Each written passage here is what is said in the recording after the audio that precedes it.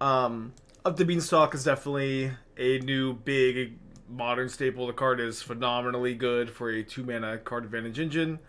And I have been still looking to play it in some, off meta, some, innovative ways. Still early, still time to be looking at other ways to play the card. I think looking at Invasion of Alara, this is a card that we have played a good amount of in the past. It's been a card that is like super duper powerful when you cast it. It is also 5 mana. And it's also potentially a way to like beat the 4 or 5 color Omnath Mirrors. This card is just super duper strong, and I think this is kind of like weirdly a good environment to try to be casting this card. This is also, a deck we've played in the past. The list is like the sideboard is like really revamped, but the main deck is pretty similar to how we played the deck in the past. Felidar Guardian is a card that pairs very well naturally with Invasion of Alara, where you cascade into it and you can flicker your invasion, cascade again. Sometimes just hitting Saheeli and winning the game on the spot. I think most of the real strength of this card comes from being able to cast the backside, Invasion, Awaken the Maelstrom. So I think it's very important to play a lot of Vampire Hexmages to hit, and then you can Hexmage, flip the battle, cast Awaken the Maelstrom. You're basically never going to use Awaken the Maelstrom if you don't play Vampire Hexmage, I think, or some other terrible card. I will say that there's a new adventure creature. It's a 2 mana green creature that taps for a green, and for 7 mana you can mill 7 and put a creature, enchantment, or artifact. I think artifact into play. And it does work with invasion. You can cascade into it, and you can cast that backside, which would be pretty good. But I think that like overall, like I would rather play Felidar Guardian or Vampire Hexmage as like a good payoff to hit to like keep going for these cascade effects.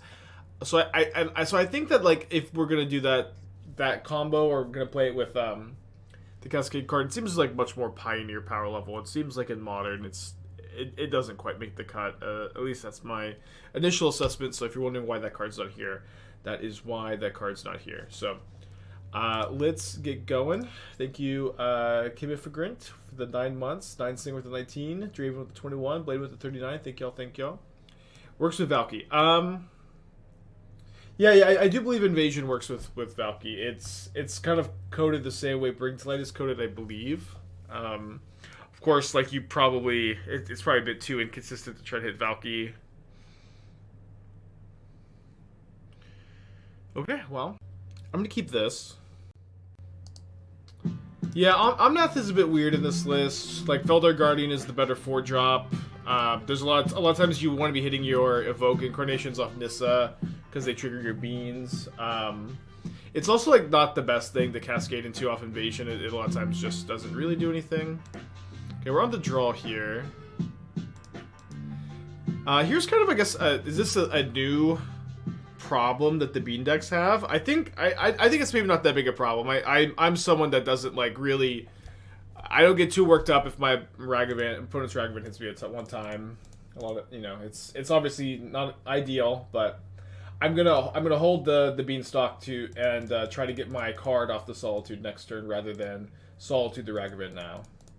Darth the 7 T done with the 23 months. Thank you as well.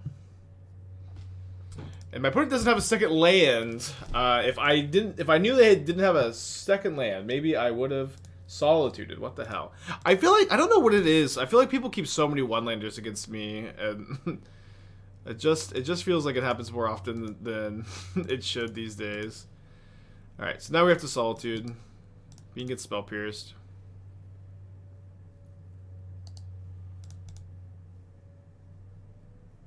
Okay, there's a DRC. We don't have red mana right now for the Wrenn and Six, which is kind of unfortunate.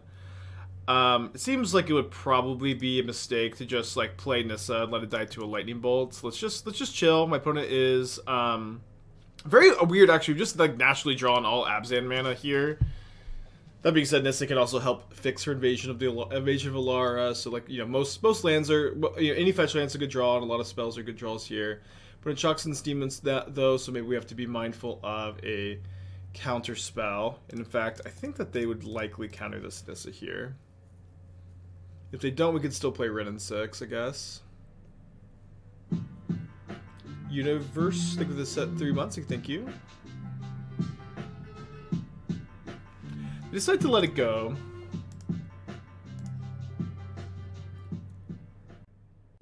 I guess wanting to just like bolt it in response to the fetch land seems fine.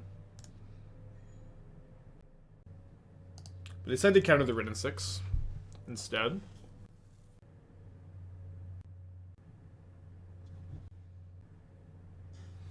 We've got a bolted Nissa main phase.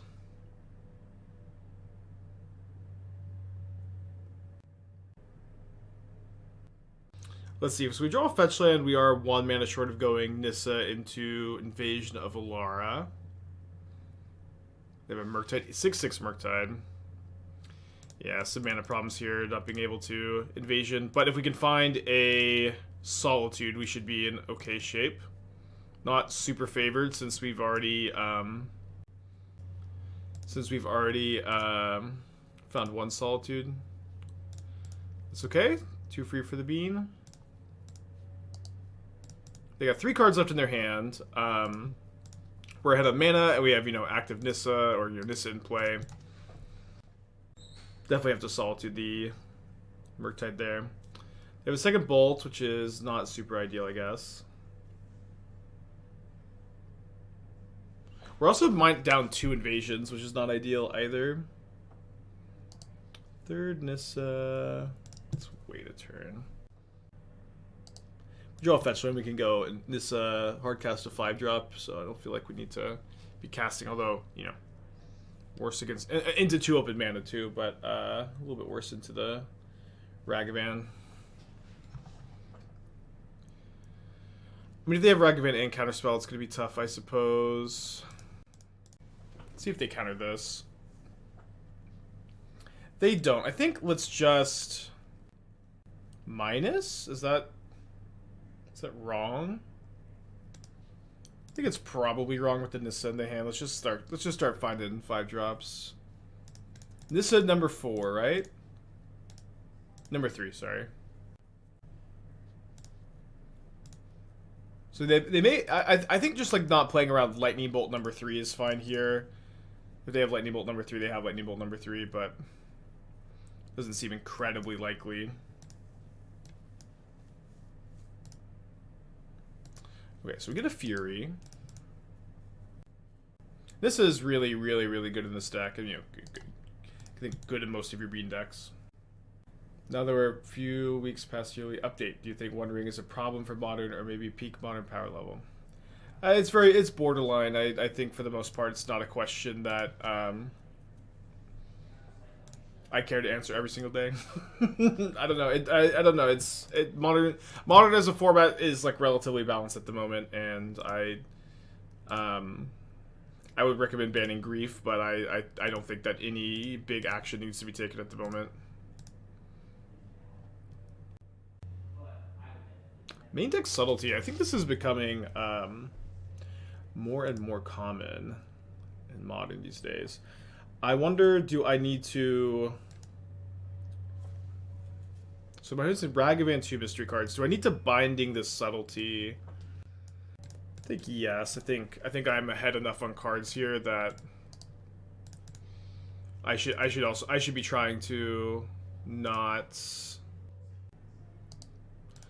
just put myself in a position where I take 3, fetch again for Nissa, and then die to a Bolt. Didn't know you made a comment on it. Yeah, it's a question I probably get like 3 times a day every stream, Okay. My motor looks a bit off? Yeah, maybe. I think it's like the chat box is off. Everything looks tiny. Yeah, I don't know. Maybe it's just have so many permanents in play. My opponent could have had Delirium here and just decided not to. It's kind of weird.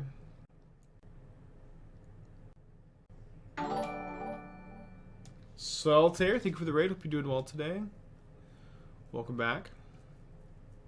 The graveyard being so wide, so like this side is bigger than usual. I can't remember how I usually have it. Someone asked about Valky. Do you feel like it's truly only playable if you can cheat Tybalt's in play, or the Coffer Show you can play both sides? Like, Coffers gamers are like, they're like the only people that convince themselves they can play cards like, oh, I'm just gonna hardcast Tibalt, brother. I can splash red to freaking hardcast Tibalt. My mana base is bad already. My mana base is already. I'll just play a mountain for all these Field of Ruins, and I will get.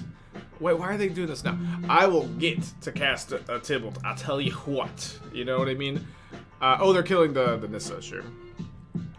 Like, only Coffers players like get away with this attitude. It's so incredibly greedy. But like, yes, I agree. 7 mana spells are good when you have Cabal Coffers Urborg online.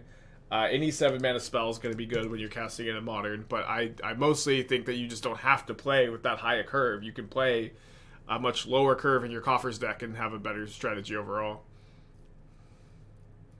Oh, fuck, they have Blood Moon. Blood Moon's obviously very, very tough card for us to beat.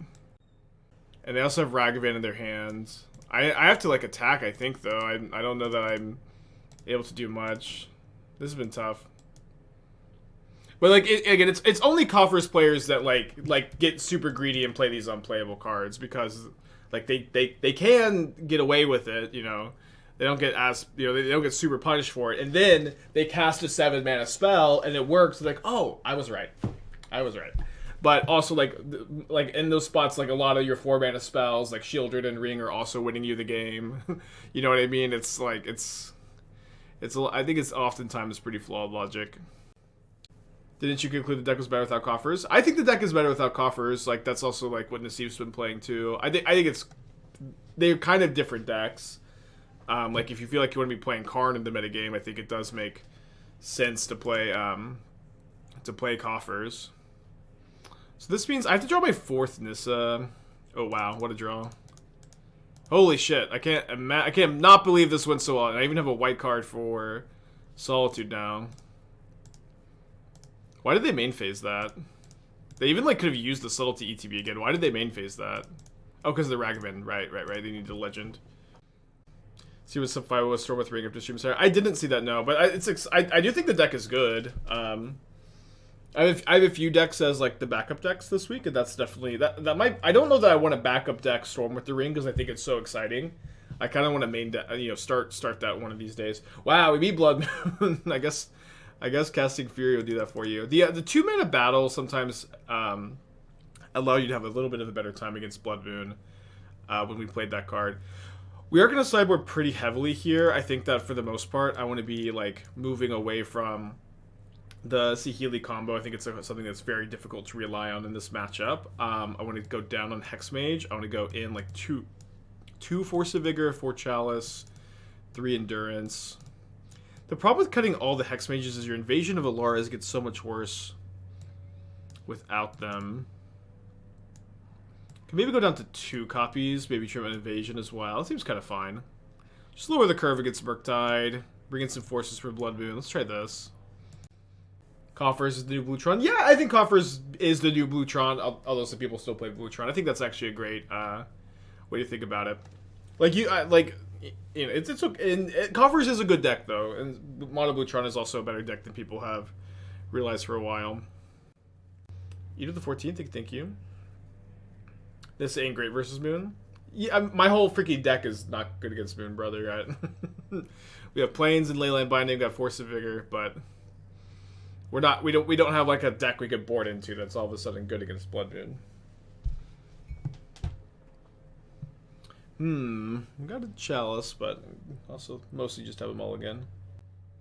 That's true. Mono Blue Tron Gamer was also like one of the main pioneers of Coffers, Trellon. So I can get Indatha Triome turn 1. Binding is really good against them. Let's keep double binding here.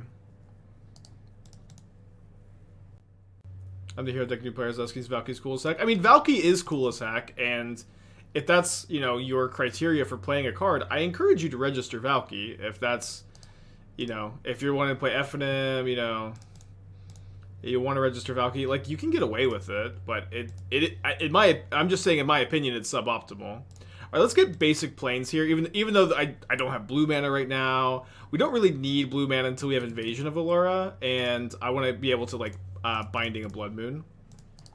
My opponent didn't keep a hand with a 1-drop, so maybe they kept a hand that has a Blood Moon, and they're trying to just like slam that turn 3 and win. 2 Valkyrie in the challenge. I literally don't care how many Valkyries they played in the challenge. I just don't know that I can be convinced it's right. Oh well, Chalice won the game. This is like usually when you have a card that's suboptimal, like Valkyrie and Coffers, that also requires you to play a freaking mountain in your Coffers deck, is like it's the argument is, oh, there's 2 in the top 8. I need to hear an articulated, argued point other than 2 copies of the top 8, brother. I need a paragraph arguing why you want to play Valkyrie in this metagame. And like I don't think the argument that like it goes over the top of 4 color is good, because there are a lot of cards that could do that better. Like I would main deck a Sundering Titan maybe, or like like Karn for Sundering Titan. Like I think you already have probably a good 4 color matchup as it is. If you already have a good 4 color matchup, you probably don't want to be main decking Valkyrie, because it's really cool. It is really cool. I can't deny that it's really cool. Gigantha Savai Triome, huh?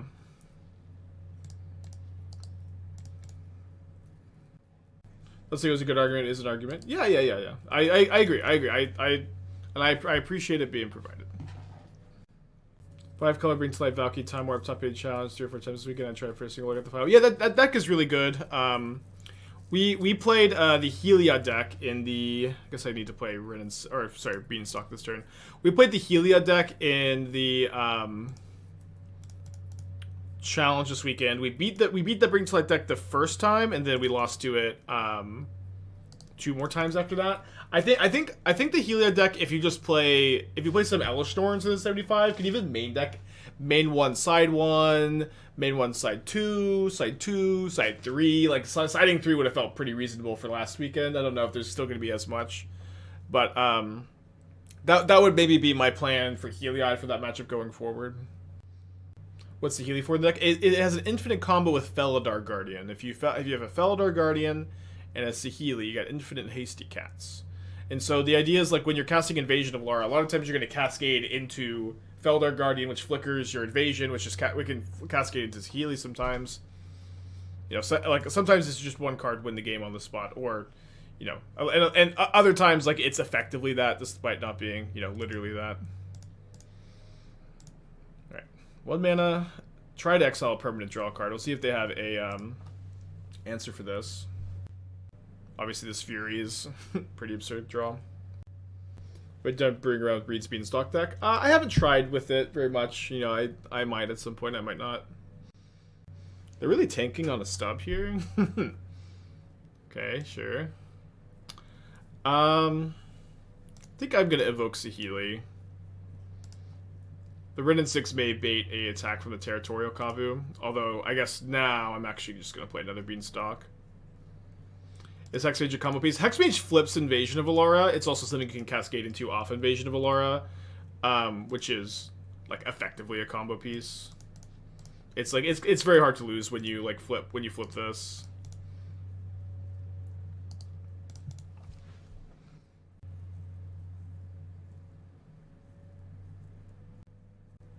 One Invasion of Akora would be sweet here. I think it would be completely unplayable for what it's worth.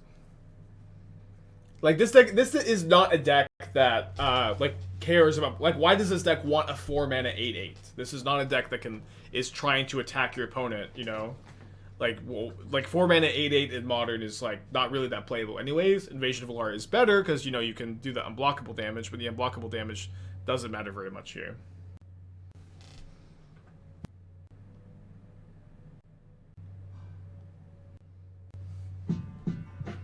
I've caught with the Twitch Prime. Thank you. Welcome back. They have 2 cards in their hand. And a pretty powerful board presence.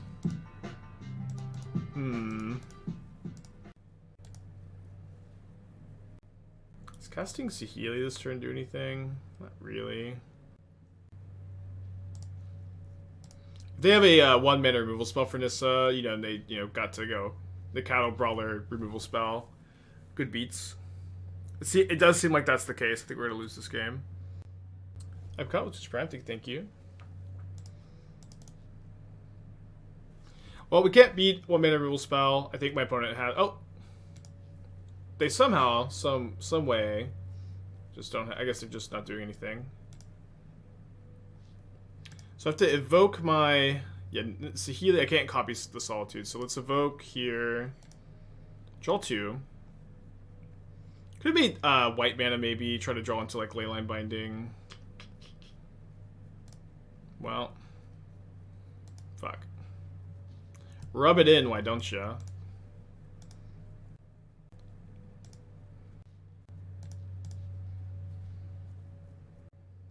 Rub it in, why don't ya? Release the Winds is completely unplayable. Don't like they're just better cards. Just play Hexmage and Felidar Guardian instead of suggesting like all the worst cards like that just don't do anything when you draw them. I don't know. Like I don't know. They do nothing as hyperbolic, but I also have really bad experiences with that card. Opponent, how is that in your hand, opponent? How is that in your hand? Ugh. Yeah, I can move the stack away. It's okay. Should have made white mana. Got baited by the Saheeli, I guess. So, let's see. Chalice is okay against them. I don't know if it's something I necessarily want. Probably another matchup where the Saheeli combo is not something you want super badly. Force of Vigor is weirdly okay against them. You don't want to play a ton of copies, but the first copy is usually pretty reasonable. I think I'll play just one. You weren't dead still. I was. My opponent has 8 power in play. I'm at 8 life. I have no legal plays. But thank you for your comment. Don't know that I want Chalice in this matchup. I think I do. Don't want the full 4. I think on the play I want the full 4. And then on the draw I think we'll pivot a little bit.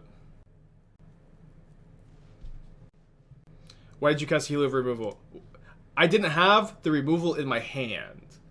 I had Saheeli. I didn't have 2 Leyline Bindings. I said as I was fetching, maybe I should have made white mana in case I draw Leyline Binding off the Beanstalk. Then I drew 2 Leyline Bindings immediately. Ha ha ha! So funny. I drew 2 bindings immediately.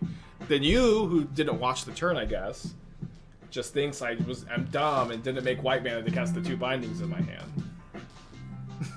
Man, Spike's so dumb. Just the 2 bindings in hand. Doesn't cast them. Sandwich for the 1 year. Look with the 9 months. Thank you. So some planes. Yeah, okay. Yeah, it was a swap down the planes. Yeah. I don't know. It's got a turn 1 Nacatl, which is a 1/1. Well, I like to Wrenn and Six 1 toughness creatures. We get the Xander's Lounge here. I think maybe I'm actually supposed to plus. I'm in such a bad position. I'm in such a bad position if they can kill my Wrenn and Six. Let's just not put ourselves in that position. We can like Chalice plus Binding next turn. I could even Solitude the Nacatl, I think, if I wanted to try to have the Wrenn and Six survive a Lightning Bolt. I think because Wrenn and Six dies to Leyline Binding, maybe I don't want to do that. Or sorry, Tribal Flames. But now I think I can.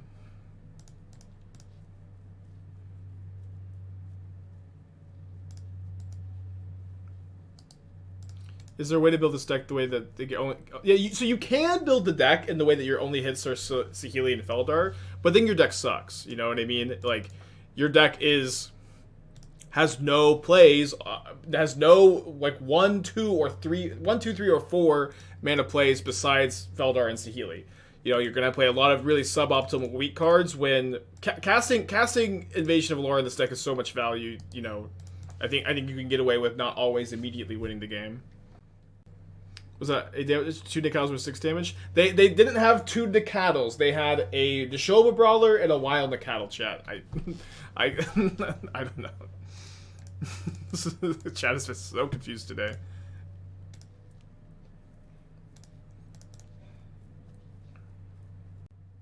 Alright, so I want to get another white source so I can hardcast Solitudes. Doesn't really matter what colors we make here.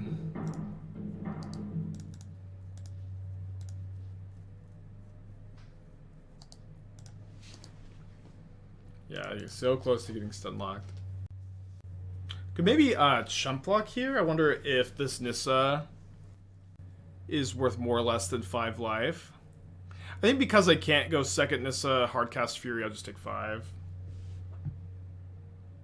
You know, we have a Chalice with 1 in place, so my opponent's gonna have to like double Tribal Flames me here to win, which could happen. But I don't think it's worth playing around. I will say that we played the second to pass, and I've had like 3 deck techs that have been like, Spike, I broke it. When you cast Invasion of Alara, you win the game immediately. But having your deck just be awful for the trade-off of Invasion of Alara being 5 mana cat combo it's just, you didn't break it. You didn't break it. Your deck is slow and doesn't do very much.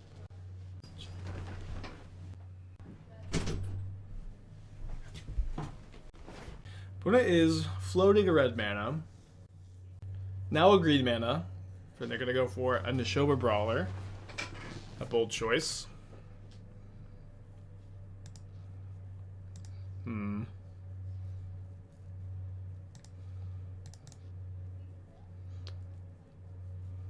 So I don't have a basic I can get. Should be fine to shock, I think, since we have Lightning Bolt turned off. They just are dealing damage in chunks of 5, you know? Okay, then there's a Solitude. So we're definitely going to hardcast a Bean. Hardcast a Bean, and then hardcasted Incarnation. Or cast a Bean, then hardcasted Incarnation. I'm not sure which one it will be. I might want to go hardcast Fury, then minus. Although now that I've drawn a red card, I think we're going to evoke. So let's just do that first.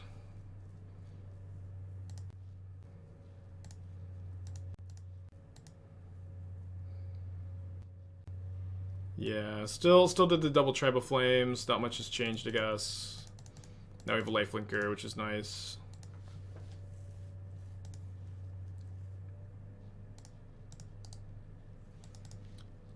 We can attack if we want. This is so insane. This is just like such a perfect Nissa deck.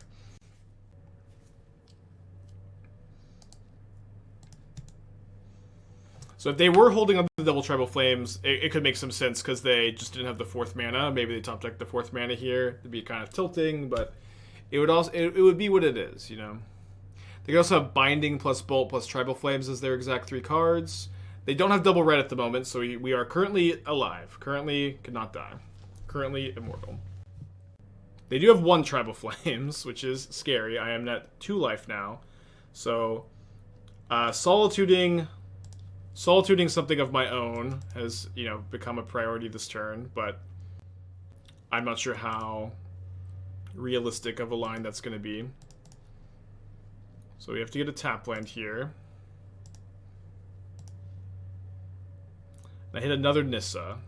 So it appears that we're just going to be dead to another Tribal Flames with really no recourse. If they did not have another Tribal Flames in their hand last turn, unless they punted egregiously, so they'll be top decking. I even could have like chaliced on 2 if I had if I just had another land, but I did not. Or sorry, another white card. If I had a white card to pitch at the time, but I had to, you know, obviously exile the stupid thing. Yeah, you get Chalice on 2 and just be dead to the Scion. We have to kill the Scion instead. Okay, but they don't have it. Okay, so the draw, I don't want this many Chalices. Maybe down to 2. I think another Force on the draw could be good. I think we want the 4th Invasion back in, maybe. Just as like a different plan. They had double red last turn. They had a fetch land, which could have gotten them a 2nd red, right? Unless they just had no fetchable red sources in that spot. They fetched a forest. Chat, I know I'm wrong sometimes. I also like I'm not this out of tune. Sometimes I am, maybe. You know, I think I'm gonna keep it in the 3rd Chalice. Yeah, I got a case of the Mondays, huh? Yeah, snapcasting Tribal Flames was awesome. So instead of mold to 6. Mold to 5. That's good news. Illusions, 29 months. Thank you. Welcome back.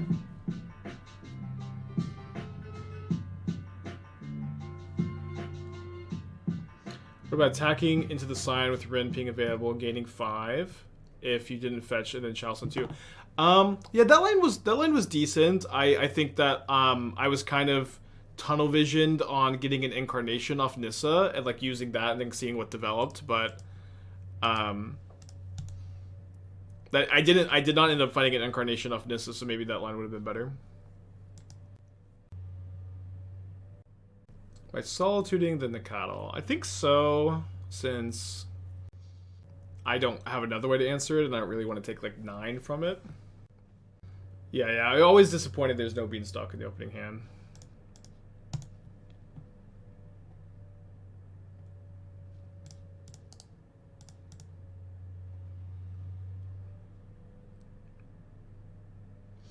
Do you have an opinion on all the 4-color deck Shingo challenges that are playing 65 plus cards? I mean, they're good. Like, this is kind of like classic way like the metagame in Modern kind of like breaks down, where you have an evolution into a more fair focus, like a lot of mid-range, a lot of like Scam, Murktide, Omnath, and then like Omnath is kind of like a deck that just evolves to be the best of the fair decks. It evolves to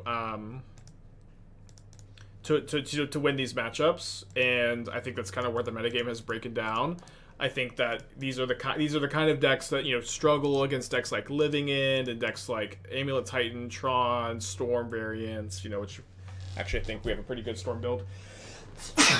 Excuse me. And so we're gonna have to see a little bit how things shake up, but they are currently a good choice in Modern. Preordained in Zoo. Yeah, Preordained is a card that people like in Zoo. You know, Zoo is already such a slow deck that I was kind of, you know, surprised to see it for the first time as well. But, you know, one thing, you know, some Zoo players have talked to me about it, and they've made a pretty good argument that it's kind of a similar formula to Preordained and Merfolk, where just like how, like, you know, you're a deck that's like very vulnerable to like how you're. Oh, they discard Silence. I'm so good here. They must have 2. You're just very vulnerable to how your draws shake. Oh, they don't have it too. Shake up. You don't have a ton of agency, and Preordained, it doesn't have that high of an opportunity cost to include in a strategy like this. So it's not something that I've played personally, but it is something that I would be like fine playing. I think if I was going to play Domain Zoo. Found a Fury. Deck should make cards to give you an advantage in the mirror. I mean, they're just so you don't deck yourself, because you're like a Ring Bean deck. Is there anything good against 4-color besides Cascade? I just listed like 3 decks that are, but nobody listens. Coffers is another like really good like meta deck against 4-color, I think. Historically, like, Reclamation decks also, like, crush 4-color, but I don't know if that's still the same dynamic. I think a Scam 4-color matchup is close. I would agree that it's close, too. Or at the very least, I would say that there really isn't anything that just, like, crushes. They have double Tribal Flames? Okay, well, fuck. There isn't anything that just, like, always crushes Scam. Like, I don't know how it's so you're Titan Shift, another good deck. The issue is Omnath kills every fair deck. Yeah, I mean, this is like nothing new. Like, this has been the dynamic since Yorion comes around. Omnath is really good against every fair deck, and pretty bad against like the non-linear big mana combo decks. This is just like what it does in the metagame. It's the fair deck to beat all the other fair decks. You know, and you can. I'm just giving you the analysis. You can figure out what you want to do with that information. One Elesh Storm blanks Titan Shift though. Yeah, but you have to get to it. I'm not saying that Omnath that can't beat it, but they also maybe can wish for something to answer Elesh Norn. I don't know that it actually wins. Like, they usually play like a path in the sideboard for wish, right? Or at least that's what. When we had Titan Shift as one of our like PT options, and that was attack. I guess I could have got Indatha Triome if I draw Binding. Could just get Temple Garden instead. We'll probably just get Temple Garden here. Great draw.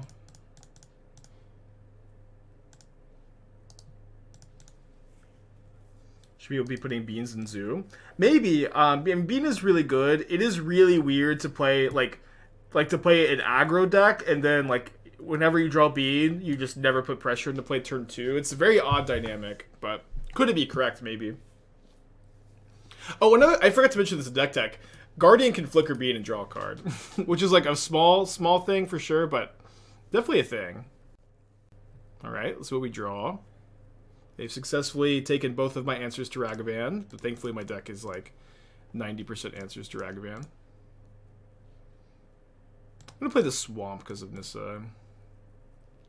They killed the Wrenn and I draw Nissa.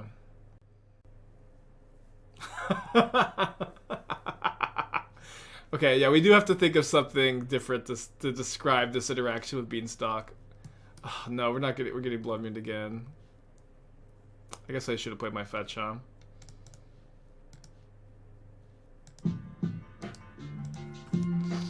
Should have played my fetch.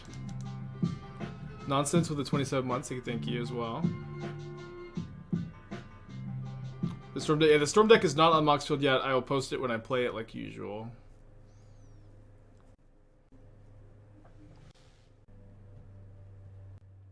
Yeah, so, I mean, we're gonna maybe just... I mean, we could draw Fury. Fury is certainly a card that could get us out of this situation. I should have definitely fetched Plains there. If I fetch Plains... There's like... They went double Thoughtseize. They went Shock, double Thoughtseizes. So there's a part of me that thought they were like a Shadow variant for some reason. I should have just obviously assumed not. Yeah, Plains is a good draw. Plains is a good draw. But it's also like you always feel a lot more comfortable against Blood Moon when you have Plains in play, because then you could draw into Binding to answer the Moon. You can also draw Solitude, you know, evoke, draw a card. Yeah, they kill the Wrenn, put me to 15. Pass him back. And we're pass back. Thoughts on Omnath players going to 80 cards again? I think some number between 60 and 80 is probably optimal, and you're like Bring to Light, Omnath, Bean, Ring deck. I'm not sure what the number is. I think it's not 60 and I think it's not 80. I think it is somewhere in between. I think it's like in some ways like comforting for Omnath players to go back to playing 60 since like they're so used to it from the Yorion days, but I also have like I will say this, I also don't really know like what possible heuristic we could have to figure out the right comp number. Yeah, 69 is the funny number. It also feels like close to like around about where you want to be. Some people want to play like an endurance, but some people say just play 60 in endurance. You could play like 64 in an endurance, you know. Like, oh wow, we drew the Plains, baby. We can cast our spells again. What's going on? Castable spells in my game of Modern. What format is this?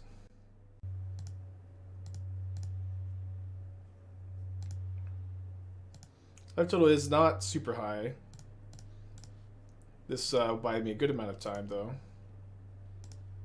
Until we find a Binding. Why is it optimal to have more than 60? So one thing is, like, these versions that play Bring to Light. Like, any deck with tutors is, like, a bit more comfortable at playing more than 60 cards, where you're going to draw your, like, bad tutor targets less often.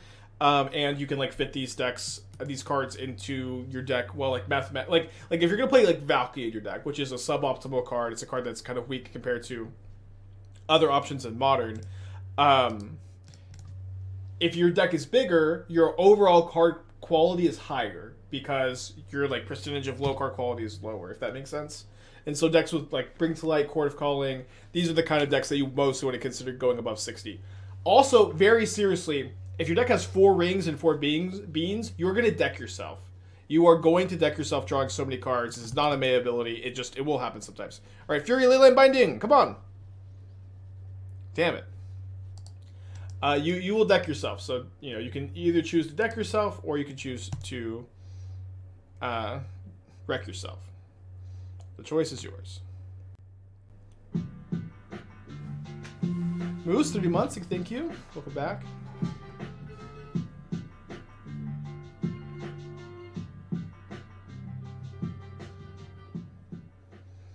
All right, they got me to 3. They decided to cast Lightning Bolt. Good play. Let's go to game 2. All right, so I'm going to bring in some number of Force of Vigor here. I think maybe we just go -2 Saheeli, +2 Force. You can also play some number of Endurance for their scam plan. Seems like it's maybe fine.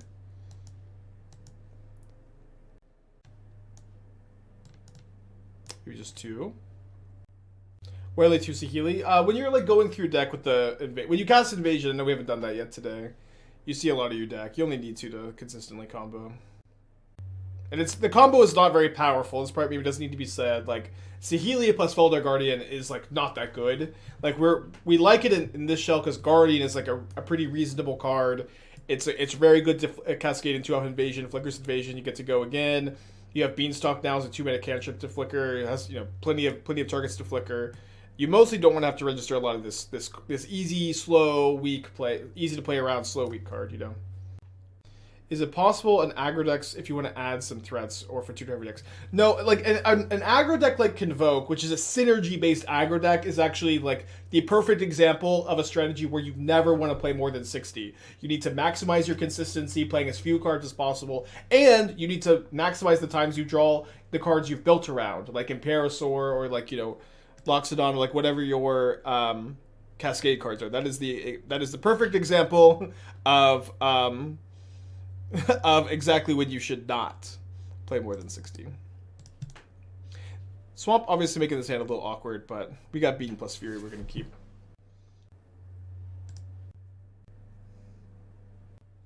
Classic Grief tank here.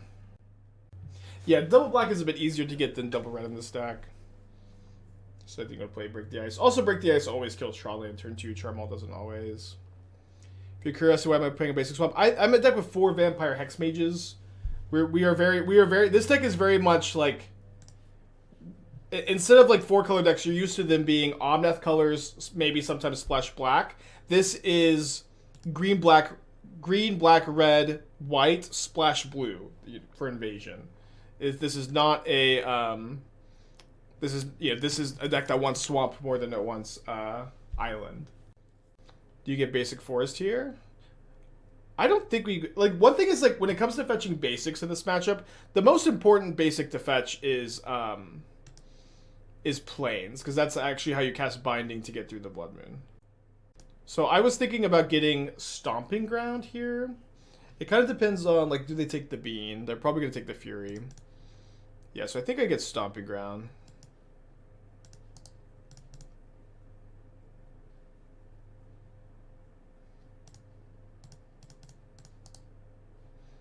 Fury? Okay.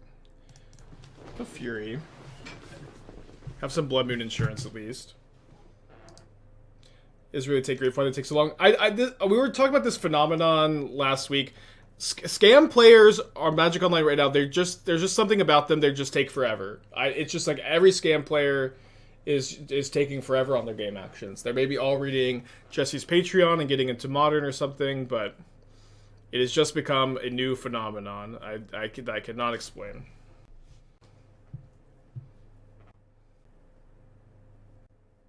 How much do you change accounts for pitchables in Evoke decks where you want to scam turn 1? I mean, when people ask questions like this, I don't know how to answer very well. Like, I don't have a formula I can give you. It's just the answer is that it's always a little different. Like it's just always a little different. This is a deck that's hard casting them a decent amount of time with Nissa. You're not going to evoke Fury turn 1 very often. You're going to evoke, you don't evoke them until turn 2, turn 3. It's just all a little different. But like I kind of go like as low as 12, which here I think we have 12 red cards, right? 12 total. This game over 50% of Bodo? No. Although you're like maybe your match time played is over 50% scam because it takes a long time. Yeah, they might be on a pre-Lord of the Rings scam list. You're right. No, not dead after all yet. Seasoned Pyromancer. Have not seen Bowmaster. That's actually a very insightful point.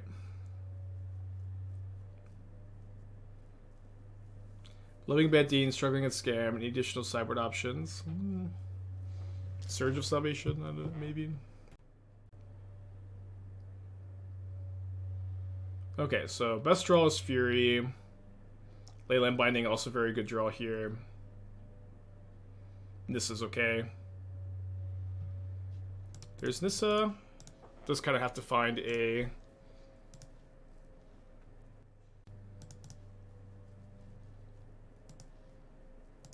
Fury, though. Find Solitude instead. We're not dead. We can chump block the Fury. Maybe it could have been good to get a tapped White Source so I could hardcast Solitude next turn. I was thinking about, you know, Blood Moon, but maybe I didn't need to think about Blood Moon so hard because I had Force. Found bad being dispute, we're gonna scam. Yeah, I don't think the matchups... Like, I mean, I think that there's some... To some extent, people hate losing to scam, and... Like, if your matchup has, like, any degree of, like, struggle, they're like, Spike, what do I do? I lost to scam once last week. It's, you know... But you just like, can't play a deck in Modern and always beat scam. It's just not going to happen. The Heliod deck has been really good, like, if you want a deck that's, you know, good against it, but... Okay, we have to... Fetch Shock, which feels bad. Should have got Taps White Source last turn, probably. And I'm going to main phase this so I could try to find Fury, which could maybe allow me to keep my Solitude around for a turn. Ugh. Painful draw. Didn't have a, like, blue-white land I could fetch here. But I could have definitely fetched better this game to be more alive. We've got 3 cards left, and we're not dead yet. Not dead yet. So I also have, it's also like there's a tension here. Like I've been playing around Blood Moon this game. I do have to get tap land. Oh no, and Windswept Heath can't get either Steam Vents or Xander's Lounge. I guess if this is surprise, we can still get blue next turn, but you know, mana's, you know, we're playing 5 colors, we're playing Hexmage. There are concessions in the mana base. We do find a Fury. So if they have an Undying card, we have to draw something.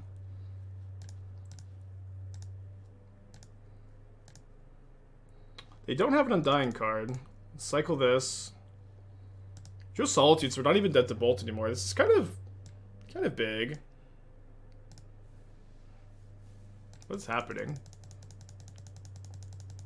Yeah, this is a good point though. If these were just not dead after alls, which my opponent seems to have just not bothered upgrading or not aware of the upgrade, we would just be dead actually.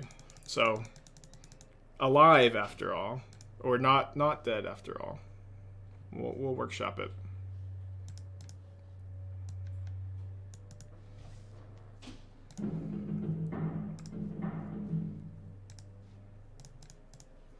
Okay, casting Invasion for the first time today. Draw a card. Another Solitude's a pretty good card. We had a Felidar Guardian, which we cast, and then we can flicker the Invasion. Endurance goes to hand.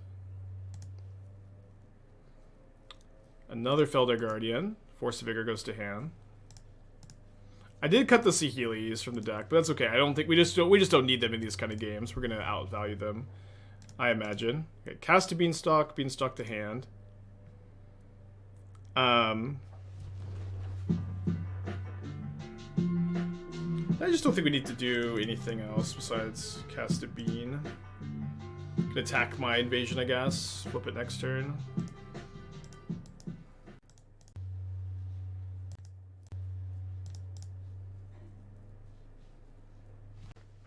Blow up their Blood Crypt. Do a bunch of other stuff. We also get to draw 3 cards off casting the flip side of Invasion here, which is kind of funny.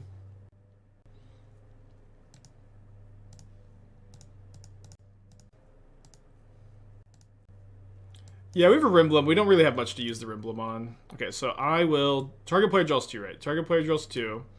No artifact to put it... Destroy the Blood Crypt. Draw 3.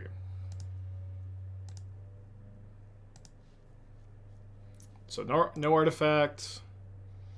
Oh, we also get to copy a permanent. I copy Felidar. Spread the counters out.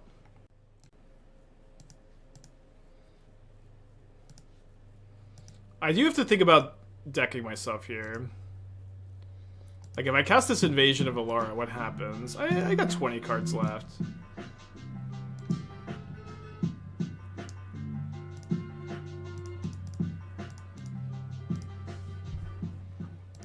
I got 20 cards left.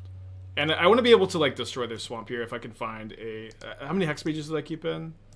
Yeah, I still have 3. I don't think I... Oh, there's maybe 1. Okay, there's 1. There they are. So we're going to go down to 12 cards. Maybe I'll make them draw 2. Nah, they don't get to draw 2. I'll deck myself before I let my opponent draw 2. Oh, can I Force of Vigor my own stuff? Yeah, I can just Force of Vigor my own things on their turn.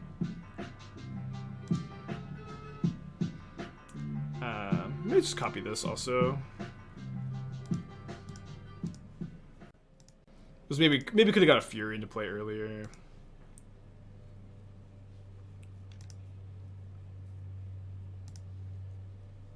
Okay, they can see. Yeah, we're ahead on time. Whew, that was close one, huh? I feel like on the draw, I'm gonna go down to 2 Hexmage, bring in 3rd Endurance. Opponent showed a willingness to, you know, scam. I mean, maybe they scammed Fury when it was right, but it was took them a while. But also, if we just have like Solitude and Endurance in our opening hand, then you can break up Eternal Grief.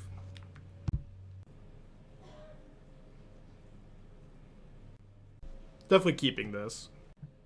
Opponent is keeping 7. Have a Turbo in play. Hope it's Evoke Fury. Thoughtseize is fine. You're just like so happy when you get Thoughtseize by Scam. It takes the Binding.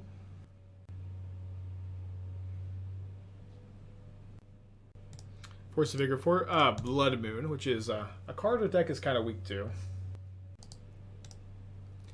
say the least. Like here we can, like, you know, somewhat comfortably, you know, get a Triome and then plan to go, you know, Forest Plains.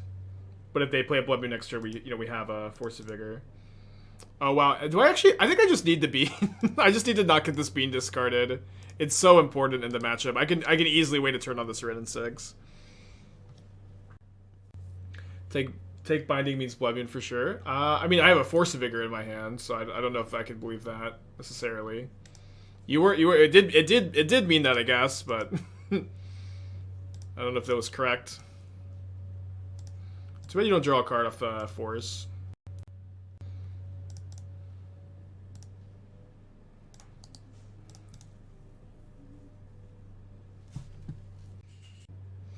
Yeah, we didn't need to force that turn, but like, I guess we can still get to play the Wrenn and Six.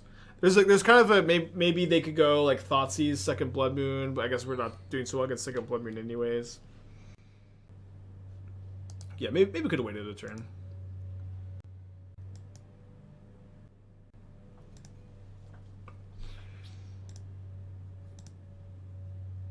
Oh, okay. Just evoking. Oh, it's I missed them casting this. I don't recall that going on the stack, but I guess it did at some point. Maybe find a better card to pitch. Yeah, maybe. Yeah, I think maybe it could have been fine. We had some draws that rewarded us for forcing, right? Maybe not even that many. We got a Triumph here. If they had another Blood Moon, they would have played it, and it's gonna be a bit easier for me to Solitude if I do this.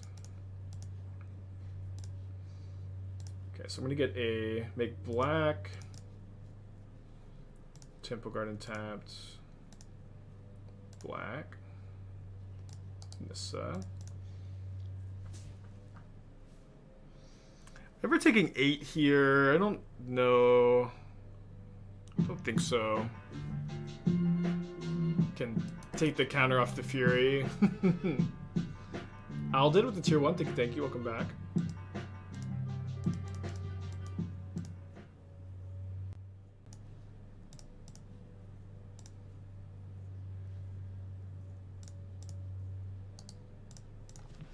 Yeah, this is a pretty crazy card.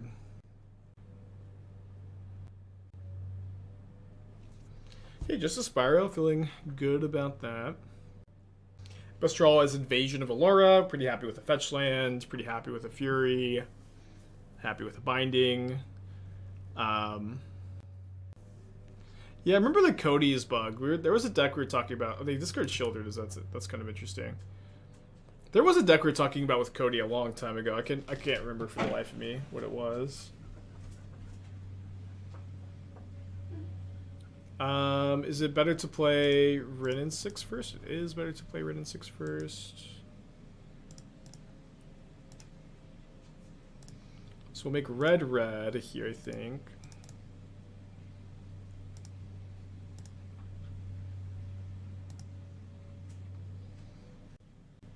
Although maybe I'm supposed to Solitude anyways. Like if their last card is just an Undying Effect, then we're in such bad shape.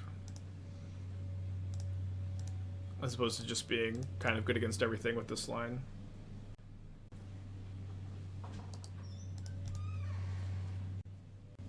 Yeah, we haven't seen a Bowmaster. I think that, I mean, the list is playing Shieldred, which is weird, but they're not playing Not Dead After All anyways.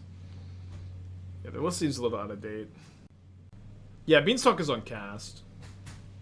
Dead Nissa, got a backup Nissa, which they know about the backup Nissa, right? I think they do. I will take, or Wrenn will take 2.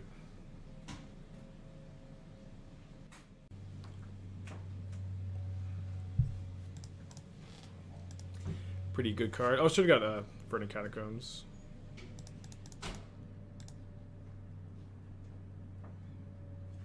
They got no cards in their hand, though. I think we're gonna get a dub here. Feels good. I probably could have won game 1 if I had fetched the Plains that one turn. Lucy. Lucy's gotten so bossy lately. She's always like grumbling. I know. And Athena's Feels like she deserves attention. She's just been worked up for I don't know why. Well, I went to the dog park yesterday. I don't know. She's just riding that high.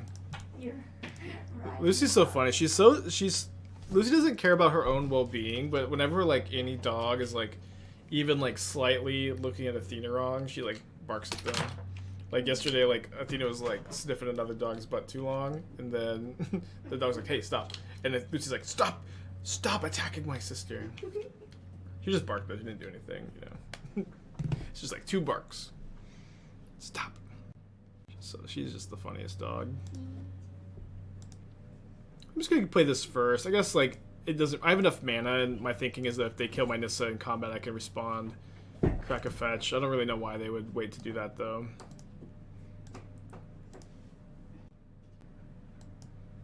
Yeah, we'll just let them double block the Solitude, and we'll Solitude a token, and then they'll concede probably.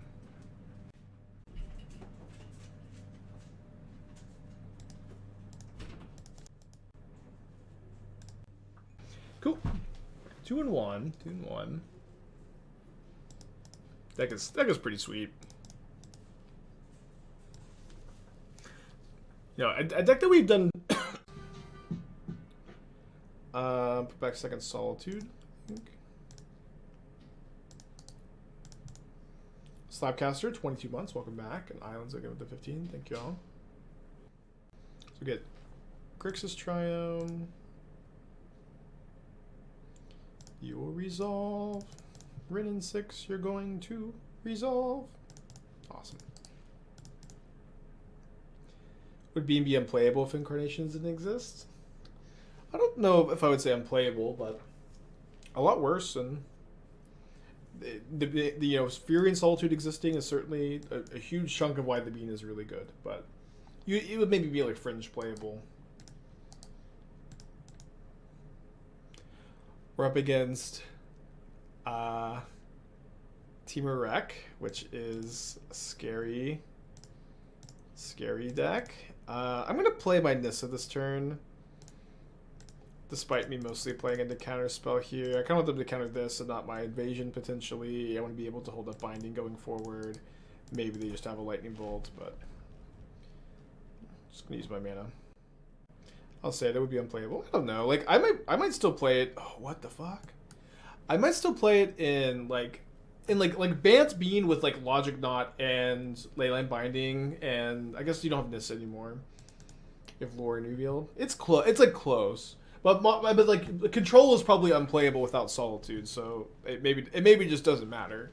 It's maybe like less that Bean is unplayable and just that you like, what the fuck? Let's go. Okay, they hit Gemstone Caverns, but that means the unexpected results has gone back to my hand. What the fuck? Modern is sick. Oh, they're playing a disgusting Fury deck. Modern would be way faster, but yeah, like the best decks in Modern would be like Hammer, Titan, Yogg, I think, without the Elementals. Or at the very least, those kind of strategies would be really, really dominant, I think. We'll get, Triome into Stomping Ground, I guess. When it's 2-1, let's go, dude. Doesn't Side of Draco look better with Up the Bean? I don't know, it's so weird. Maybe is the answer, but like, do you really want to play a card in your aggro deck that says you can't cast your you can't cast your Scion of Dracos for a turn? Like, you have like a card in your aggro deck that's just a 2-mana enchantment. Maybe the Bean is really good. Maybe it is good enough. Atali, they hit Atali. Yes, let's go. I love Atali. They hit another unexpected result in a Leyline Binding. Let's go. What a beautiful deck. Mountain? Okay. I'm so scared to Binding Atali.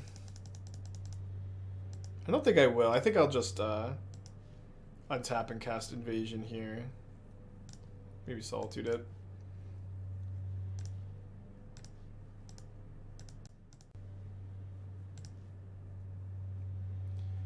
Okay, so let's cast Felidar Guardian, Nissa into hand. So if we hit a Saheeli here, we win.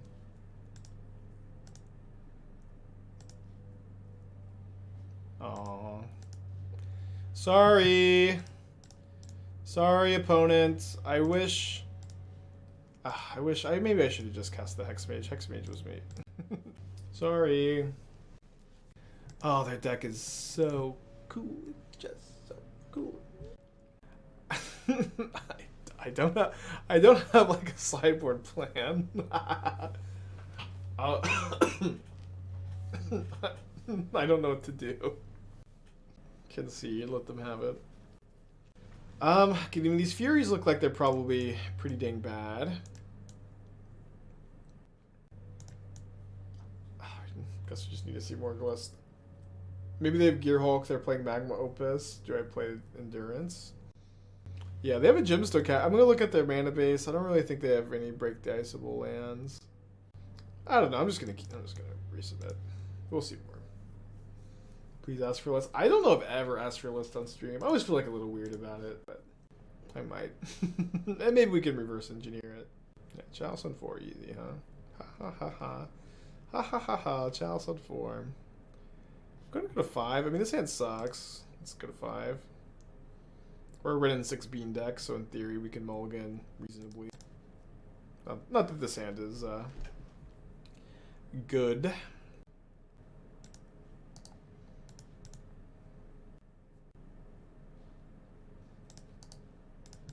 Just Saheeli comboing? Are we supposed to be playing Invasion of Alara into unexpected? You mean unexpected results? Unexpectedly Ousted could be a cool legal and modern card.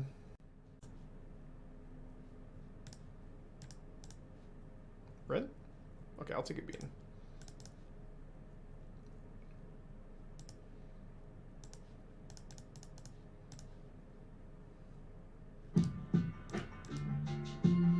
Blitz with the 12 months. Happy anniversary. Glad you're liking the stream. Spike, is this you? No, I wouldn't go outside. Good. What the fuck? Oh my gosh, it looks so much like me. I'm kind of embarrassed that this looks like it. It's not me though. Like I would not ever wear these shoes. What the fuck? Biscuits and porn. I wouldn't wear a shirt that said biscuits and porn either. Oh, maybe. It looks so much like me though. Or he looks so much like me. Yeah, no chance though. Analyze the shoes. You know it's not me. Ah, Force. Embarrassing, Joe. It's a restaurant. It's not me, but like I if you don't believe me, I totally understand. My hair is. They're playing Calibrated Blast. My hair has even like been that messy before. I'm sure I've looked exactly like that in a photo too. Just wearing Air Force Ones. I don't know. Like I'd like to. I think my shoes are kind of a little bit more stylized. Most of the things I wear are kind of stylized. Bramble Familiar. Okay, so they get to hit Fetch Quest here. Wait, that doesn't work? That doesn't work? What is this card doing in the deck if that doesn't work?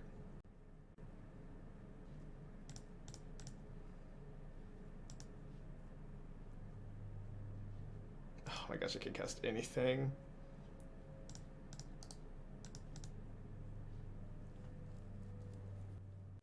Misclick? I don't know. Is this supposed to work? I don't fucking know.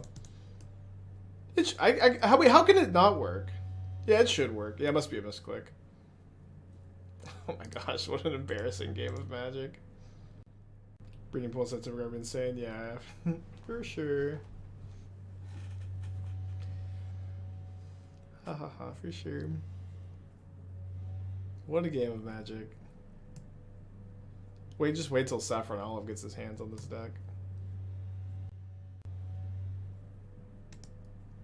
Through the Reach of Tali? I guess I drew another Solitude. I guess I pitch my Invasion. Even though it hurts me too.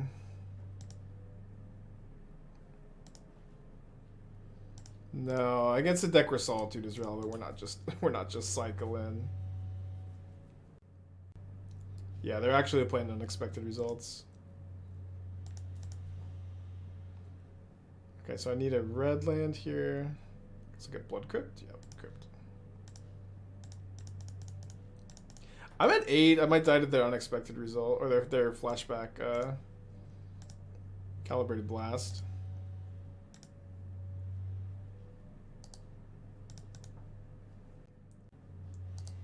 Yeah, Saffron Olive loves unexpected results.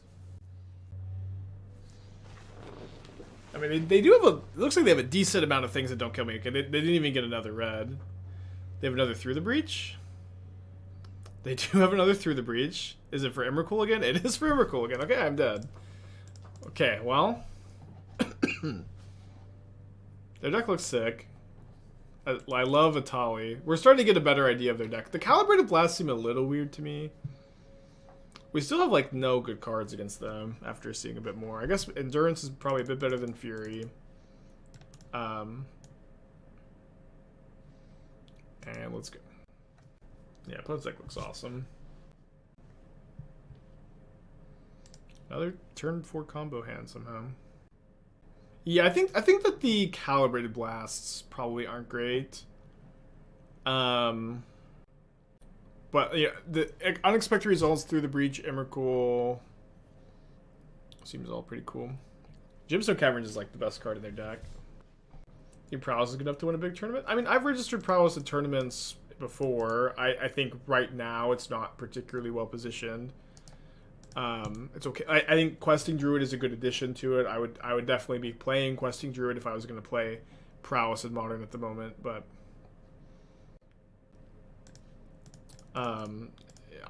it's just pretty bad against the 4-color Omnath deck, and it's not great against Scam either. So I don't feel like it's a super good choice. Jace has set up unexpected results. I think doesn't unexpected results shuffle, or maybe I'm just thinking of like Mind's Desire. They have counter magic in their deck. The Magma Opuses are really the Magma Opuses, now that we kind of have like seen more of the deck, they make so much sense because like you need ramp to ramp into like early unexpected results. You can't just do nothing the first few turns, but it's like it's both ramp and like a good hit off results, which is exciting. So this could be a turn 3 Through the Breach Emrakul, but yeah, I just have Solitude. Although I didn't have this until last turn. I am pitching my Felidar Guardian, which was my win condition or whatever, but I will happily do it to keep playing this game. And this will be a sweeter turn next turn anyways. Red Prowess with Bowmaster Splash. I would never consider playing Bowmaster and Prowess. Oh. Sorry, opponent. Sorry. I drew it. I drew it. Alright, we're gonna flicker this non-land permanent. That doesn't end. We're just gonna flicker this non-land permanent here. And be 3-1. Let's get a 4-1 prediction going.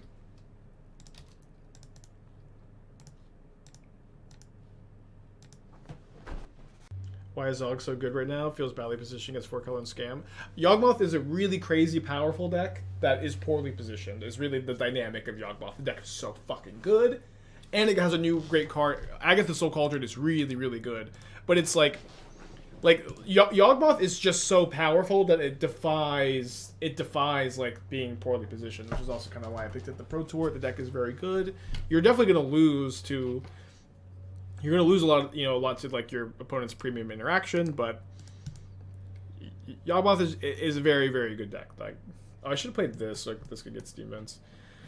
Yawgmoth is a very good deck. I could just go Xander's Lounge instead.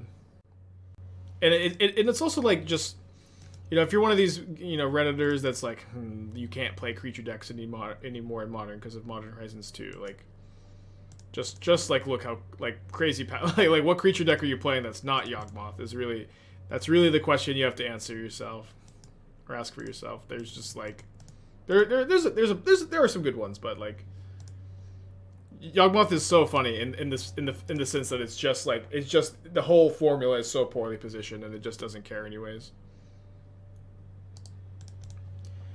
Yeah, I'll be at SCG Con Dallas. I don't know that I'm going to play the standard event on Saturday. I may like come up for a bit. But I'll definitely play the modern one on Sunday, the modern 10K. Yeah, Merfolk is good. There are good other creature decks, but Scales is a really good creature deck. Hammer's okay. Hammer's pretty bad at the moment though. Is there a number of bits, points, dollars appreciated you do a cyber guide, namely for Esper Gorios? Not like a number that I want to put out there. I don't know. It's I want to do sideboard content, but it's just tough. I do so many hours a day just with my normal. Maybe I could just Hexmage the Grist here. I was maybe a little too streamlined on drawing another red card. It's like if I was gonna do like extra content like this right now, it would just be better if I did like YouTube like commentary videos and stuff, like talking about a topic. That would be better extra content right now. It's just tough. It's just tough to do what I do currently and then also like spend all this time with sideboard guides and stuff. Maybe one day. Right? They did mill a Yawgmoth. I wonder if we're dead here. Just trying to go hard this IQ season. Yeah, I mean, if you watch like the Gorio's like content, you can kind of see how I approach sideboarding and stuff. But wow, I'm shocked they're attacking here instead of like trying to like draw and quarter calling and stuff. I guess yeah. I mean, it's not that big a deal. One big problem is that they're just going to kill my Nissa. So I guess I evoke Fury first. Did draw a red card.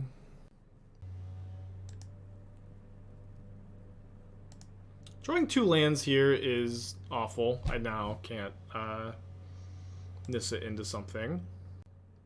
So I'm going to go Nissa into Hexmage, I suppose. So let's think about that. I don't know, there's not really much to do besides this. We tried Alara Hexmage with Cauldron. No, it doesn't sound like it's not like the start of anything. Like this isn't a deck that can just play a lot of creatures to use Cauldron on. There's several matchups or 3 videos that aren't covered. Yeah, I'm sure. I mean, at the very least, when it comes to Esper Gorios, the most important thing is to know that like you're going to bring in Stony Silence against decks like Murktide that only have artifacts as graveyard hate. There's a few like obscure decks like this, like Prowess and Mono Red. Just kind of knowing like which ones these are is really important. It's also like important to know with that archetype that you like Teferi is good against Grief, and it's good against Counter Magic. Sorry, good against Endurance, good against Counter Magic. Stony Silence is good against Artifact-based Graveyard Hate. Teferi is good against Leyline. Celestial Purge is like mostly just for scam, but it's a big deal that it answers like all of the possible hate scam can have. Just like knowing, just knowing that, and like knowing loosely like what you bring in for these cards is all that really matters.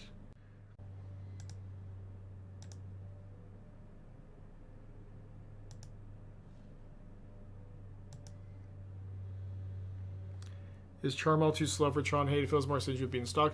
This deck is a bit better to set up. This deck is a bit easier to set up double black than double red. It also like stops them from hitting Tron on turn 3 on the draw, which is something I think this deck struggles with more than other decks I've played Charmal in. Charmal is more synergy with Beanstalk, so you know you could just play that as well. I think it would be kind of fine either way. Smile to 23 months, thank you. But again, we're a bit better at setting up double black than double red. What the fuck? They're throwing so hard here. They're just not using Soul Cauldron correctly, I think. Doesn't this enable Cauldron? Please tell me a better line than the line I took here. I'm weak to the Cauldron here. I implore you to give me a better line than the one I took here.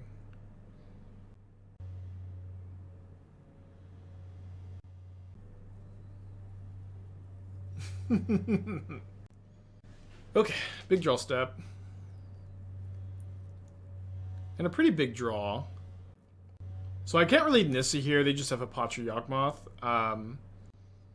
Any white or black off the Wooded Foothills lets me Invasion. Let's cast Invasion, we get to draw 2 cards at least.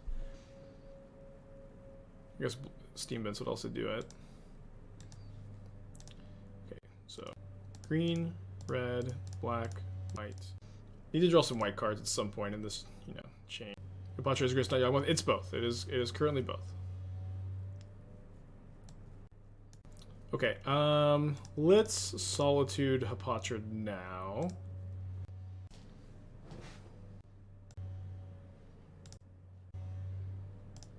So it didn't draw another white card, unfortunately.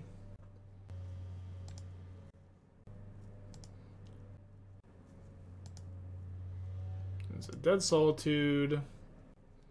They get their Death Touch token back. Hapatra is Grist, not Yawgmoth. Yeah, sorry. Could keep the Vampire and see if they use it on battle. I mean, I think we just said they're plussing the Grist is a big problem for me here. It's like they're gonna be able to. We have another creature for them to turn their stuff into Yawgmoth anyways. I think we just kill the Grist. Could be wrong. Okay, so I hit a Hexmage, which is huge. Incredibly. Now I can kill the Cauldron. So let's Hexmage the Invasion. I'm going to copy Beanstalk. I'll probably copy Beanstalk. So I'll draw 2. I'll destroy your Cauldron.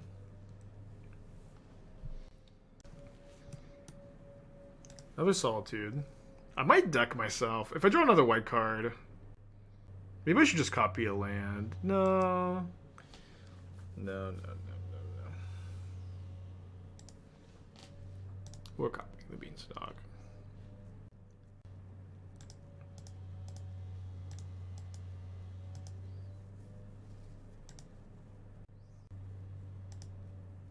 Yeah, Beanstalk triggers off both sides being cast.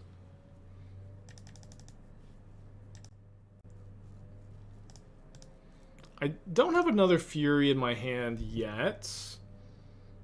I was kind of banking on drawing one to kill the Grist. Seems like relatively safe too.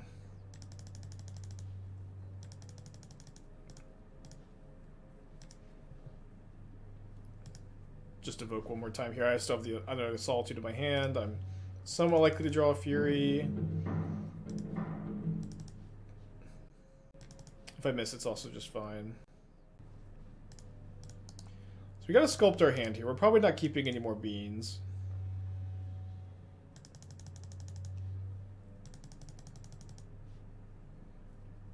I'm gonna discard 2 Wrenn and Sixes. Maybe all the Wrenn and Sixes, although I kind of want one as a pitchable red. Both beans for sure. This for sure. Keeping this, discard a Guardian.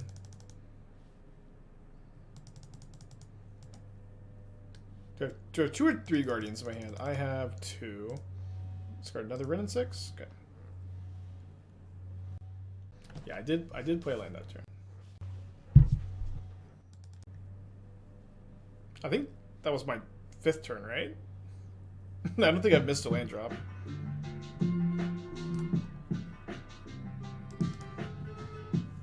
Shade of the 33, welcome back.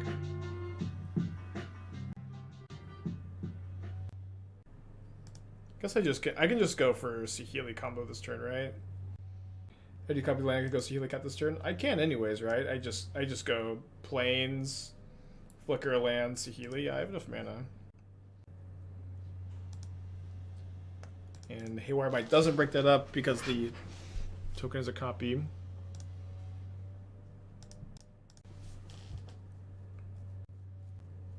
Crazy game.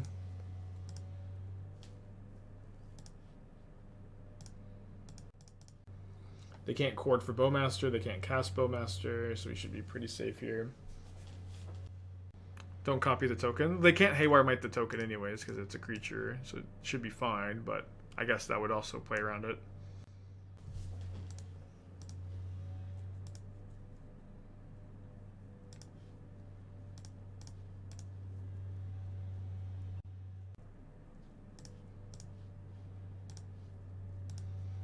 It does seem like they are wanting. They think that the Haywire Might stops this. So I'm gonna target the token. Okay, never mind.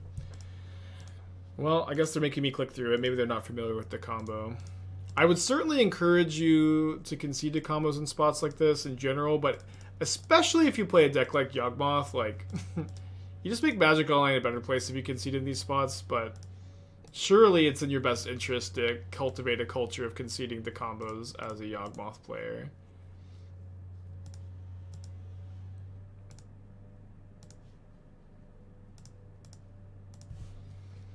That's okay. Yeah, I got 19 minutes left on the clock, you know. Yeah, they might, I don't know.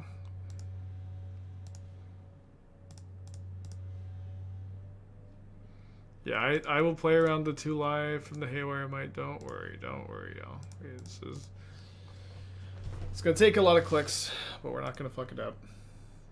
You can't save targets. You can maybe save targets on the Saheeli. Yeah, I guess you can save targets on the Saheeli. You can't save it on the Guardian, but you can always yield to abilities from Guardian, so this does make it a bit faster.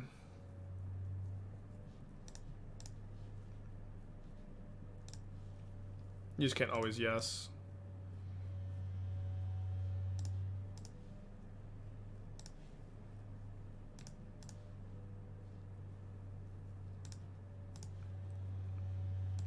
Notably, another thing too, is my opponent even F6'd? No, they're not even F6, so it's not even like they're playing to the clock very well here. There's even a chance, I'm losing more time than they are, but...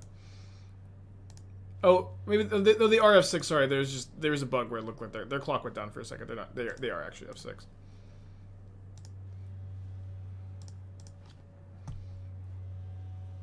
Never mind.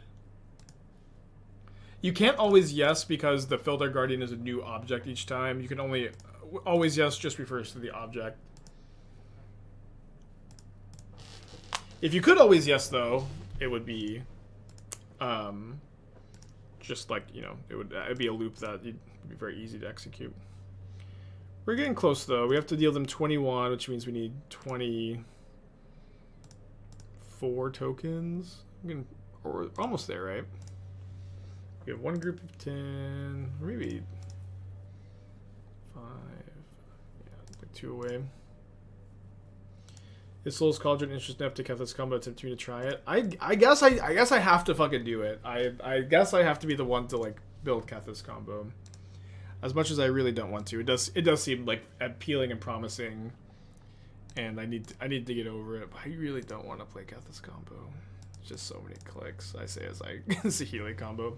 I'll work on it. I'll try to remember to work on it. Yeah, I would really encourage you to concede in general, but just like, especially as a Yawgmoth player, it's just in your best interest to cultivate a culture of conceding. Okay, so let's...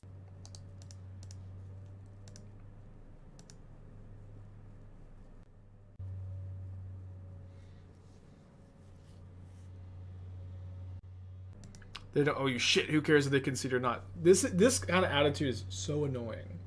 This kind of attitude is so annoying. Like, it's in your best interest to concede, one, because you're playing a combo like this. It's literally counterproductive to you to make your opponent click it out, because your opponents are more likely to make you click it out, which is worse for you. But also, you're just wasting your time. You're just wasting your time sitting and watching. It is a waste of your time to sit and watch your opponent click through the combo in these kind of spots. It's not that they don't owe me something. It's actively detrimental to their own interest to not concede in these spots, in my opinion. But this kind of attitude is just so annoying. Like, it's not that serious, and it is okay if you're one of these like never concede gamers. You can be that. That's fine. All right, we don't have a Solitude or Fury against Yogg. We need to mulligan. This hand does have that, so we're gonna keep like the Hexmage.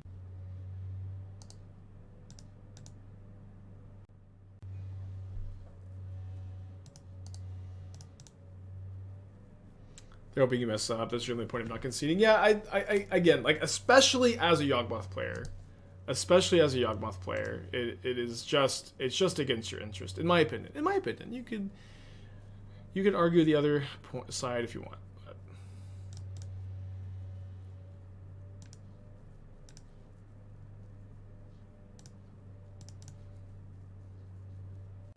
being here, I think. It is interesting. I've just been beating instead of Wrenn and Six a lot.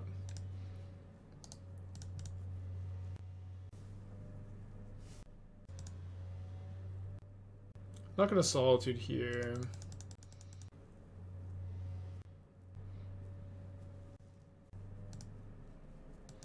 So we're gonna Fury the Grist. Maybe we're just... I think controlling this board is going to be enough of a game plan to pitch Saheeli instead of Wrenn, especially because we don't have a land yet. And then Solituding the Stranglergeist now is probably fine. And since we pitched the Saheeli, I think it's probably fine to pitch the Guardian and just try to rely on the invasion of Alara. And then we now have enough lands in our hand that minusing on the token is good. I think they have Pendlehaven, which makes it harder to do that in the future, and then just makes Yawgmoth and Court of Calling worse.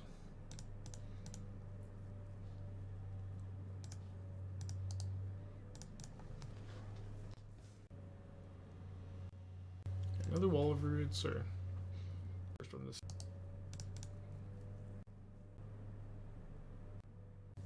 Kind of an interesting decision point here. We have a few options. We can go ping Young Wolf, Flicker Land, Flicker Wrenn plus Wrenn. We definitely need to plus Wrenn this game, or this turn. I guess pinging is bad against Pendlehaven, so that's out. We can go Felidar Guardian, Flicker Bean, which seems fine, but then if we feel like we need to Solitude this turn, we're going to have a hard time because of the... I don't want to pitch the invasion if we don't draw a white card off Beanstalk, but I think it's fine. It's not even that likely that we need to Solitude here. I think it's incredibly unlikely even.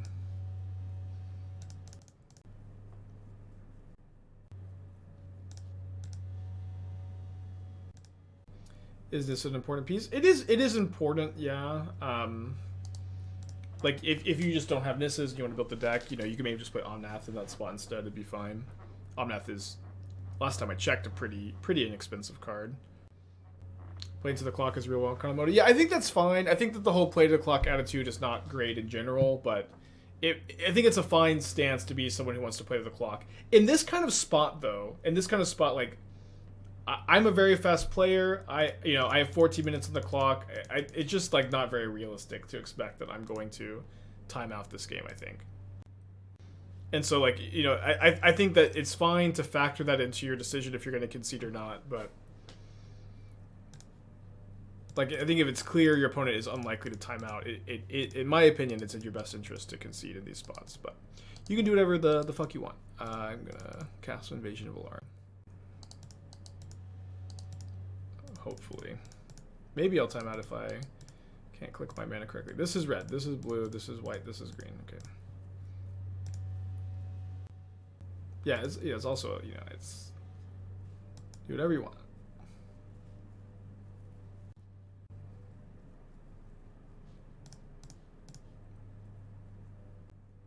Have a Bowmaster, maybe? Bowmaster would break this up.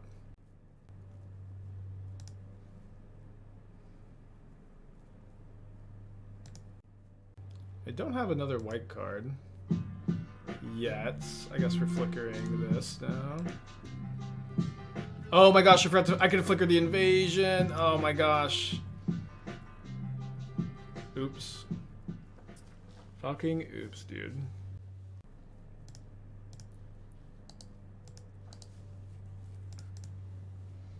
Damn it.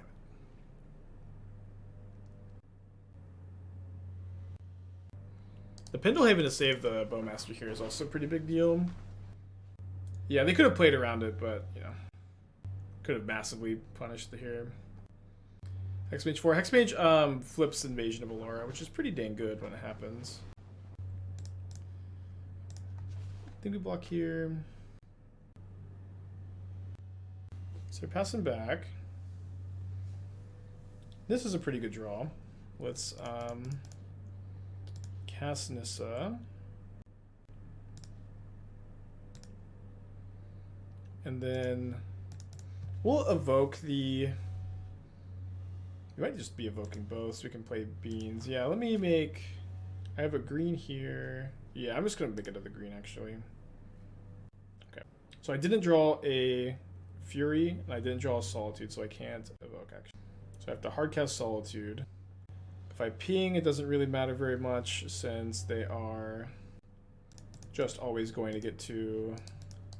I guess let's do this. I'm gonna ping the Young Wolf, and then I'm not gonna expect them to save this with Pendlehaven, because this is like clearly bait. Yeah, and then I could just cast the Solitude, and then they'll get their Bowmaster trigger. But if I do it the other way around, I don't get to ping the Young Wolf, which doesn't matter very much, but matters maybe a little bit. Does Invasion Sorcery cast work if you Hexmage in their turn? I think you can. I think you can flip battles on your opponent's turn. It would make sense for you to be able to do it at instant speed, because that's usually when you do it anyways, like in combat.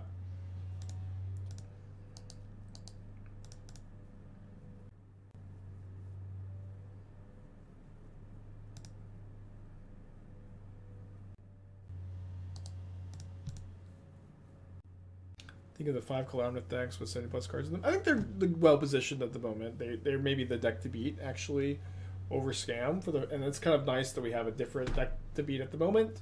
That being said, the deck to beat kind of sucks to play against, but I think that there are a good amount of like linear strategies that have good matchups against them, and we specifically have this one like Storm build that I'm pretty excited about that we've been working on lately. Sorry, I know I've floated the mana. This is going to be casting a bean, but let me go ahead and fetch first. They could definitely have another Bowmaster in their hand. It could be kind of dangerous to play a Beanstalk first. We should be alive against it, at least. We should be going to 1 if we binding the Bowmaster in response to stuff here.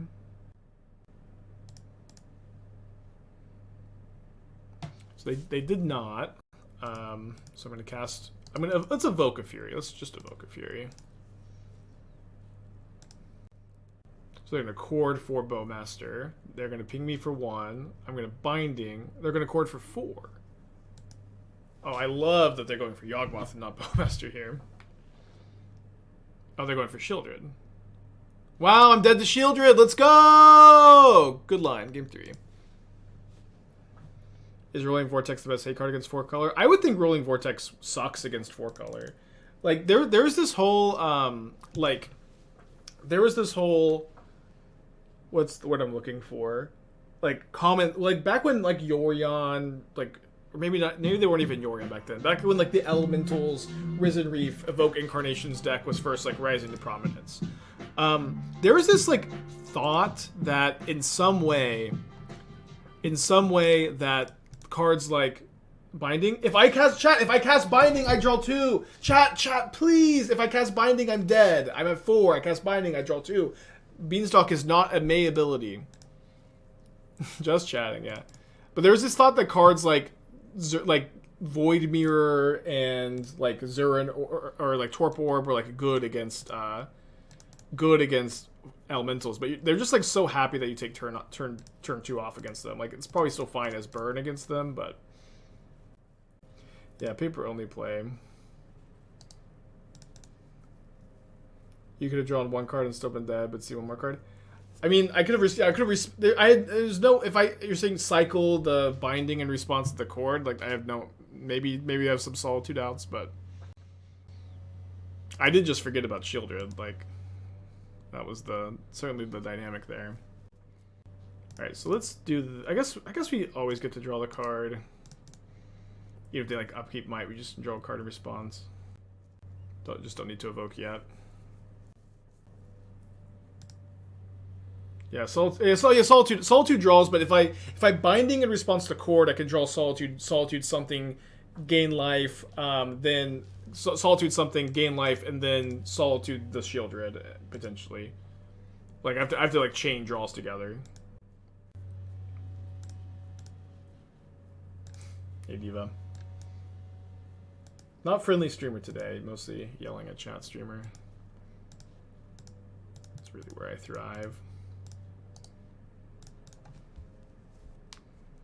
Yeah, Yogg does play a Shieldred. I don't know why. I just assumed they were gonna. I mean, Course for 4 is usually Yogg, but good line by them.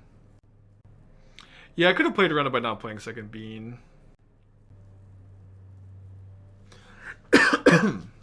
I can't. I just looked at the chat, and the chat was just full of Binding. I've never seen that many people yelling about the wrong line before.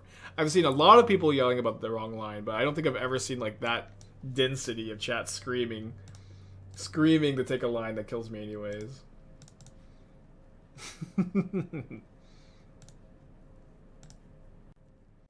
a blue here, I think. Oh, whoops, I needed to not do that. Now I can't cast the Binding. Oh, sorry. Wait, can I not cast it anyways? Oh yeah, I'm sorry. I totally messed this up. We should still be like in okay shape, but I needed to not get Swamp here.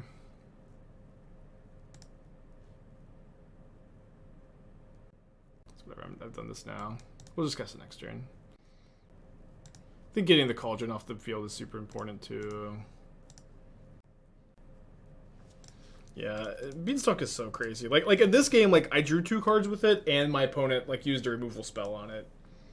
Yeah, I also pitched a card, but just the advantage is really, really high.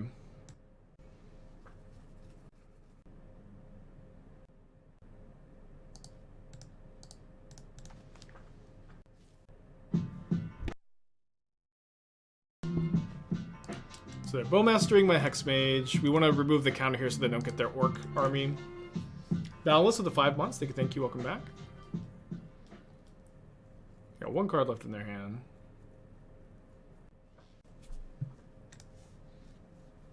Yeah, just trying to milk the content. Playing longer.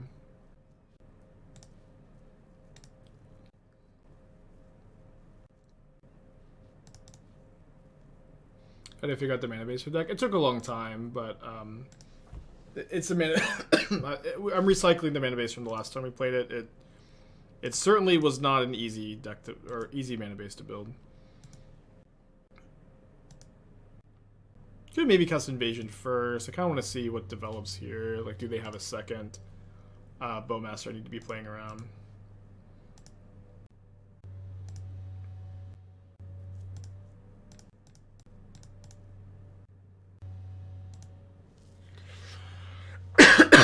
Take some water. Sorry for coughing. We hit 2 Nissas. Wow. I guess, did I have to cast this one?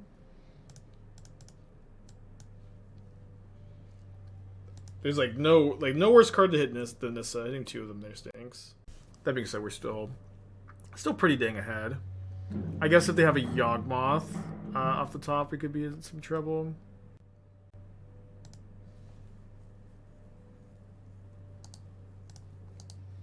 Could attack the invasion for 3. I think my life total is low enough. I'll just leave it back.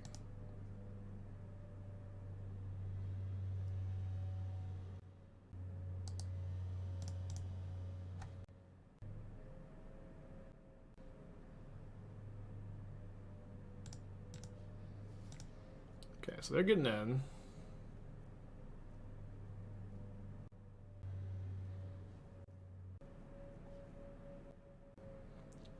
So Bowmaster is kind of scary, but I go to 1 if they Bowmaster and they ping me for 1, and then they ping me for 2 more, and then I Fury and I go to 1. They don't have it, and I am. Oh, sorry, I forgot. I don't actually draw cards from this first flicker. Okay, so minus here. They do have the Bowmaster. Thankfully, we've learned our lesson on how to punish them for this, and they haven't learned to wait for the target. I just thought I was going to draw 2 cards off the flicker for some reason. Okay, so do this again. We hit a Vampire Hexmage, which is going to be my cast here. I need to kill this before I flicker the invasion, otherwise I'm just dead. I guess it's easiest to, or best to, like, not give them more Bowmaster triggers. Just go Nissa, make a green, Wrenn and Six, ping the Bowmaster. No Pendlehaven this time.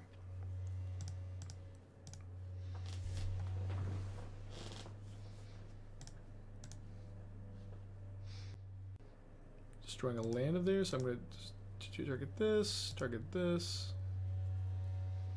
Draw, like, 4 cards, copy a permanent.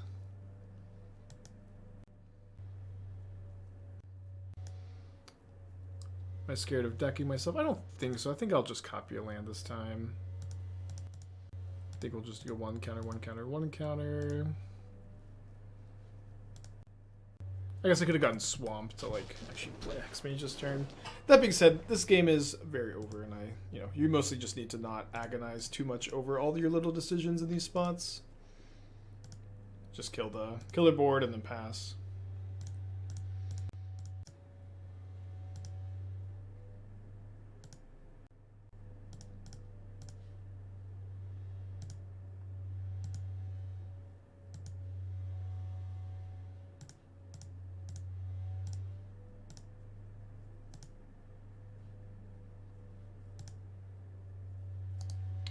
Still playing it out. They got no cards in their hand. I don't know. This is a token copy. Sorry. For some reason I thought it was like a permanent invasion copy. Should have put a counter somewhere else. It's okay. We've won. Yeah, I can't remember what the loss was to Domain Zoo. We lost to Domain Zoo today.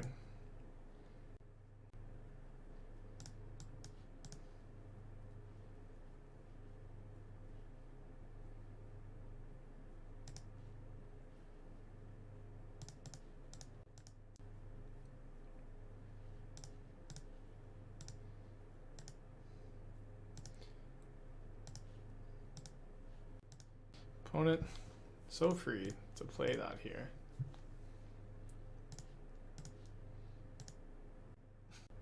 Okay. So 4-1 first league, pretty good showing. Definitely play some of the Storm deck later, but let's run it back with the Alara list.